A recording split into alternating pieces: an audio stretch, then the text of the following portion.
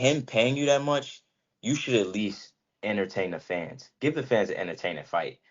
And him. Because I'm pretty sure he's watching it as a fan too. You know, he want to see some action. So this man is giving you $10 million just for you to run around the ring. I feel like that's kind of like a spit in the face, not only to him, but to the fans because, you know, you getting paid this amount of money to put on a show and you don't perform. I mean, that's just my opinion. That's just But my then opinion. that's spit in the face to Willie Pep.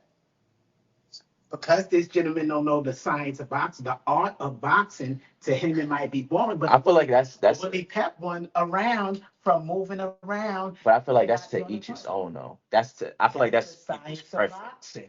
That like I How said, could that's just my opinion. right? I'm saying my opinion.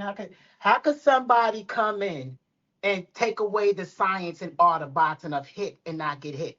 It ain't it ain't the guy who's running for that this guy don't know how to cut the ring off. That's on that No, guy. wait. That's on that guy in that coat Wait. if they couldn't cut the ring I off. do want to put my input in though. Because Hold on. Sugar Ray Leonard been running in the beginning of his career when he was boxing. He was using his feet tricking people. No, but it's a difference between boxing and running. Nice debate, but I'm on Kid's side on this one. You know? And I understand what Senior is saying, but I'm on Kid's side with this one because at the end of the day, Willie Pep, yeah, he won a round without punching, right? He won a round without punching.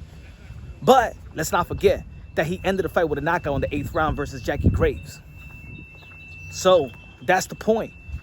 It's not about just winning a round, but it's winning the fight. You know what I'm saying? There's going to be ups and downs in rounds. There's going to be a guy that's going to be dropped. There's going to be a round that probably none of them is doing nothing. You know what I'm saying? Sometimes there's giveaway rounds in the sport of boxing. Yeah, at the end of the day, what's the outcome of the fight? What's the outcome of the fight? Let me say it like this. In most of elite first round fights, you know, they're filling each other out. Pause.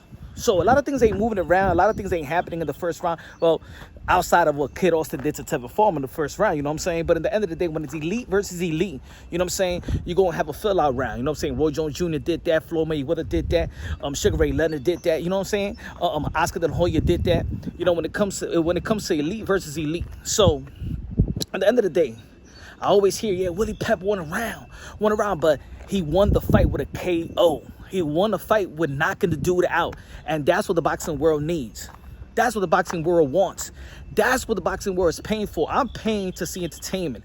I'm sacrificing my Saturday to actually watch a fight. You know what I'm saying? Nobody says, nobody in the barbershop be saying, you gonna watch the boxing bout? You're gonna watch the boxing bout this Saturday? No. You have fight parties. You don't have boxing bout parties. You have fight parties. You pay tickets to see the fight. Hey, what you gonna do this Saturday to watch the fight? So at the end of the day, the name of the game is boxing. The name of the game is hit and not get hit, but you're gonna get hit. All right, you're gonna get hit. You feel me? So nobody watches the fight to see, let me see him watch. He's not gonna get hit today. No. You know what I'm saying? Who could sustain a hit? Who could keep that poker face when they get hit? Who could adjust when they get knocked down? If they need to take a knee or something like that. So I sided with Kid on this one. At the end of the day, we already heard what Turki Alalshikh said in reference to Tom and Jerry fights. I mean, I know it's been a discussion in the sport of boxing. You know what I'm saying? At least Devin Haney get another opportunity to go out there and fight Brian Oman Jr., you know what I'm saying? And see what he could do. You know what I'm saying? We only seen Devin Haney did that once.